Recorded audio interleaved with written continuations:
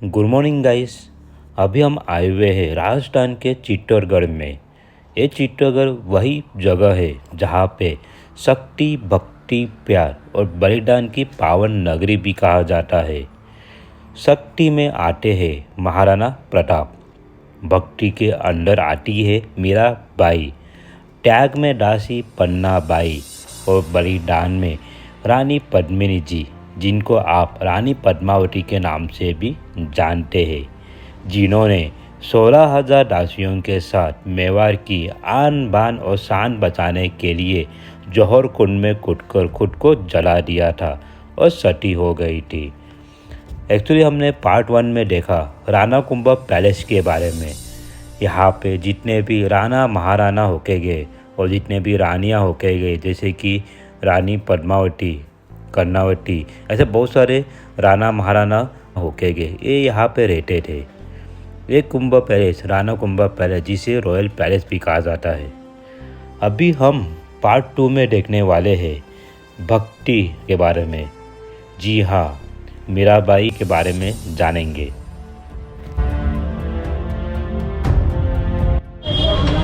Guys, अभी हम Mirabai temple के पास आ गए। आप ये देख सकते हैं क्या है, मीराबाई का टेम्पल है। आपने अगर मेरा ब्लॉग देखा है श्री सावरिया सेठ जी का टेम्पल का ब्लॉग, तो उसमें मैंने आपको एक जिक्र किया था मीराबाई के बारे में। यही टेम्पल है और बाकी का जो हिस्ट्री है हम अंदर जाके जानेंगे।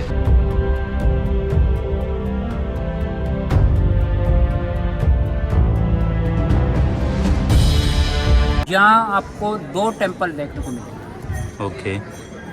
पहला बड़ा वाला टेम्पल देख रहे हैं, इसको कुंभ श्यामनी मंदिर के नाम से। इस मंदिर का निर्माण 8वीं शताब्दी में बाप्पा रावल ने विष्णु मंदिर के रूप में कराया था। विष्णु जी का जब करें ना तीसरा अवतार, गरुड़ जी का मूर्ति अभी भी लगा हुआ है सामने। मगर 15वीं सेंचुरी में रूलर पीट में जब राणा कुंभा आए तो राणा कुंभा ने इसका रिनोवेशन किया और पुराना खंडित मूर्ति हटाकर नया मूर्ति लगाया। राधा कृष्ण बलराम का मूर्ति, शाम का मूर्ति कुंभा जी लगाते थे, कुंभा जी से कुंभ निकला और शाम का मूर्ति लगाते थे, कुंभ श्याम मंदिर के नाम से ये फेम हो गया। ये उड़ीसा के जगन्नाथपुरी मंदिर और सोमनाथ मंदिर स्टाइल में इसका कार्विंग देखने को मिलता है आउटसाइड से। इस मंदिर को जब गुजरात के राजा बप्पा रावल ने 8वीं शताब्दी में बनवाया था, तब ये विष्णु भगवान के 12 अवतारों का मंदिर हुआ करता था। उस समय ये मंदिर के अंदर विष्णु भगवान की मूर्ति हुआ करती थी, लेकिन जब अलाउद्दीन खिलजी ने 1303 में इस मंदिर पर इस किले पर हमला करवा दिया था, तब उसने इस मंदिर समेत इस किले की सभी मंदिर को तोड़ा और यही नहीं, उसने पानी के 84 टैंक के बाउंड्रीज को भी तोड़ दिया था। यहाँ इस मंदिर की मूर्तियों को अगर आप ध्यान से देखेंगे तो ज़्यादातर मूर्तियाँ टूटी हुई मिलेगी। हिंदू धर्म के अनुसार हम टूटी हुई मूर्तियों की पूजा पाठ नहीं की जाती, इसलिए सन 1433 में राणा कुंभा ने इस मंदिर का पुनर्निर्माण करवाया और यहाँ पर उन्होंने 3 मूर्तियों को स्थापित करवाया था, जो राधा कृष्ण और बलराम की मूर्तियाँ थी। और क्योंकि इस मंदिर का निर्माण राणा कुंभा ने किया था, इसलिए इसको कुंभ श्याम मंदिर के नाम से जाना जाता है। ये छोटा मीराबाई मेड़ता सिटी की रहने वाली है। यहाँ से नागौर के पास में मेड़ता सिटी, और मेड़ता सिटी में एक कुड़की नाम का गांव है, विलेज है, वहाँ मीरा रहा करती थी। बचपन से ही उनके फादर डैडी का जो डेथ हो जाता है तो ग्रैंड फादर ग्रैंड मदर के साथ मीरा बड़ी होती है। ग्रैंड फादर ग्रैंड मदर शुरू से धार्मिक प्रवृत्ति के होते हैं। जाहिर है मीरा का बचपन उसमें गुजरा तो धार्मिकता के प्रति रुचि बढ़ी। कहते हैं कि एक दिन उनके दादाजी ने साधुओं को भोजन के लिए आमंत्रित किया, तो एक साधु जी ने कृष्ण जी की मूर्ति के साथ पूजा करके फिर भोजन पाया। तो मीरा ने 3-4 साल की उम्र में जिद मारा कि ये मूर्ति मेरे को चाहिए। काफ़ी समझाने पर मीरा नहीं मानी, तो महात्मा जी ने बड़े उनको मूर्ति दे दी गई। मीरा इतनी खुश हुई कि महल के कक्ष में स्थापना वगैरह करके पूजा अर्चना करना, फूलों का श्रृंगार करना, ऐसा होता रहा। एक दिन महल की बालकनी से मीराबाई दादी माँ के साथ में एक साड़ी का पल्लू पकड़े हुए कुछ शादी का नज़ारा देख रही थी। तो दादी माँ से मीरा पूछ बैठी कि दादी माँ ये क्या हो रहा है? तो दादी माँ ने जवाब दिया है कि दूल्हे की बारात निकल गई। बराबर। तो सेकंड क्वेश्चन उसी वक्त पुटअप कर दिया मीरा ने कि मेरा दूल्हा कौन होगा। छोटे बच्चे के मुंह से ऐसी बात सुनकर दाढ़ी बाबड़ी मुस्कुराते हुए उसको दुलारते हुए अंदर से कृष्ण जी की मूर्ति को उठाया और उसके हाथ में पकड़ा दिया, यह तेरा दूल्हा। इस बात का मीरा के कोमल हृदय में ऐसा प्रभाव जाग गया कि कृष्ण जी को सब कुछ मान लिया। समय गुजरा, मीरा बड़ी हुई। तो राणा सांगा के सबसे बड़े लड़के भोजराज का जब विवाह का संदेश पहुंचा तो मीरा ने इसका घोर विरोध किया। मीरा ने कहा कि मेरे तो कृष्ण गोपाल दूसरों में कोई। मीरा ने कहा कि ऐसे वर को क्या वरू जो बार बार मर जाए, ऐसे वर को वरू जो मेरा चूड़ा मर हो जाए, यानी कि कृष्ण जी कभी मरने वाले। तो बार बार समझाने पर मीरा शादी के लिए एग्री नहीं हो रही थी, मगर दादा दादी के पोस्ट डालने पर, बड़े बुजुर्गों को समझाने पर मीरा उनका आदर और सत्कार रखते हुए शादी के लिए तो यस बोल दिया, पर बीच में एक कंडीशन रख दिया कि जब मैं शादी करूंगी तो कृष्ण लल्ला की मूर्ति को बीच में रखकर 7 फेरे लूँगी। लोगों ने देखा कि अभी तो समझा देते हैं, कृष्ण जी की मूर्ति को लेने दीजिए। तो शादी हो रही थी, तो मीरा की अंतर नज़रों से वो कृष्ण जी से विवाह कर रही है। देखने वाले की नज़रों से भोजराज से विवाह हो रहा है। शादी करके चित्तौड़ की ओर प्रस्थान कर रहे थे। पहले भाई घोड़ा भाई डोली से जाते थे, तो रिटर्न वापस हो रहे थे शादी करके। तो बीच में एक जगह रेस्टिंग हुआ कि यहाँ कोई पानी वगैरह की व्यवस्था की जाए और खाना पीने का कोई नाश्ता हो जाए। तो साथ भोजराज ने सैनिकों को आदेश दिया गया है कि आप पानी का अरेंजमेंट कीजिए, पर आजू बाजू कहीं पानी नहीं मिल पाया, दूर दूर तक पानी नहीं मिल पाया।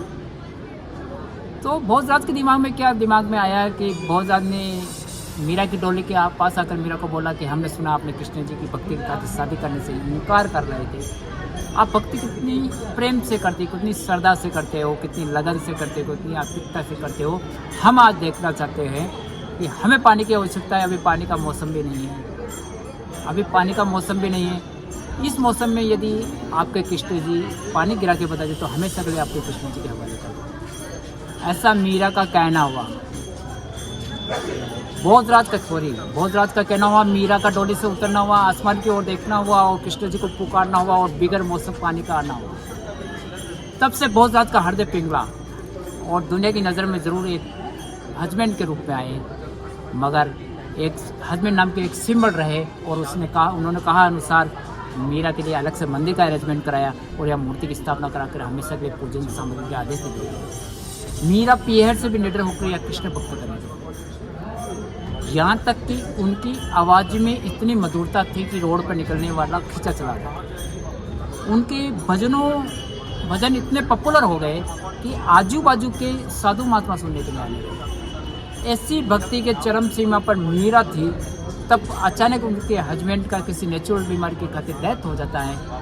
तो उन्हीं का छोटा भाई विक्रमादित्य यानी कि मीरा का देवर राजगद्दी पर बैठता है।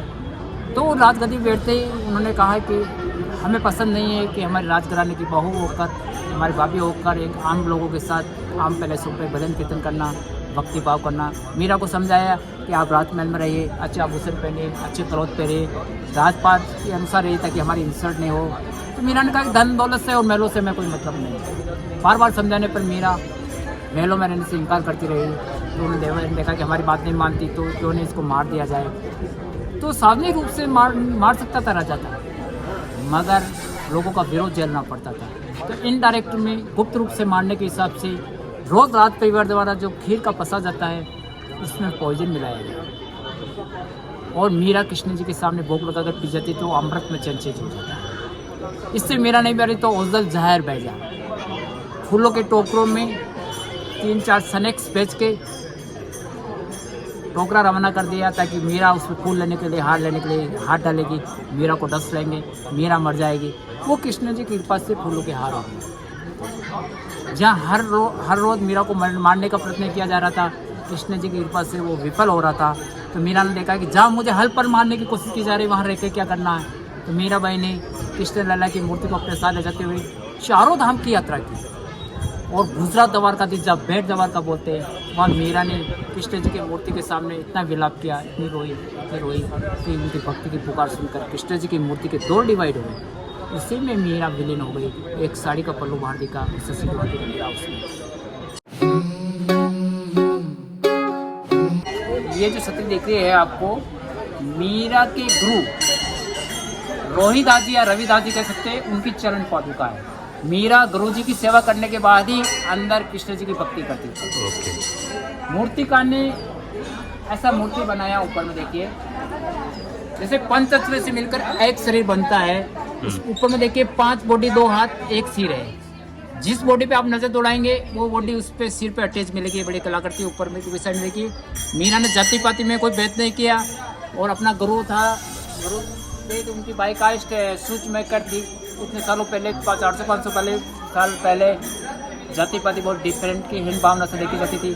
और मीरा ने काफ़ी विरोध जला बगैर उसकी परवाह नहीं की। उनके चरण में बैठ कर भजन शिक्षा ली, शास्त्र शिक्षा ली। इस मंदिर के अंदर 2 मूर्तियां लगी हुई है, क्योंकि साल 2002 में लगाई गई मारबी की मूर्ति है और कृष्ण भगवान और मीराबाई की मूर्ति यहाँ पे रखी गई है। जो ओरिजिनल मूर्ति थी वो कृष्ण भगवान की थी, जो मीराबाई अपने साथ लेकर गई थी।